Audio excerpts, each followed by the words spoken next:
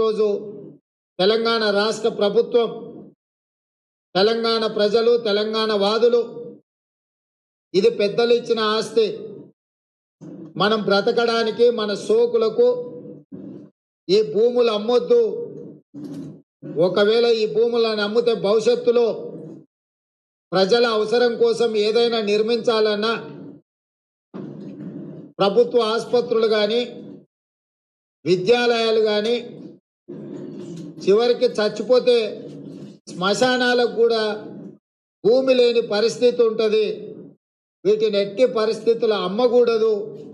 తెలంగాణ జాతి సంపదను 5 సంవత్సరాల కోసం ఎన్నికైన కేసీఆర్ గారు రాష్ట్రంలో ఉన్న అన్ని భూములను తెగనమ్ముకొని పోతే భవిష్యత్ తరాలకు ప్రభుత్వ భూమి అందుబాటులో లేకపోతే చివరికి శ్మశానాలకు కూడా కరువు వచ్చే పరిస్థితి ఉంటుంది. కాబట్టి ఈ భూములను అమ్మొద్దు అని చెప్పి ఒక పక్కన తెలంగాణ వాదులు చర్చ చేస్తున్నారు.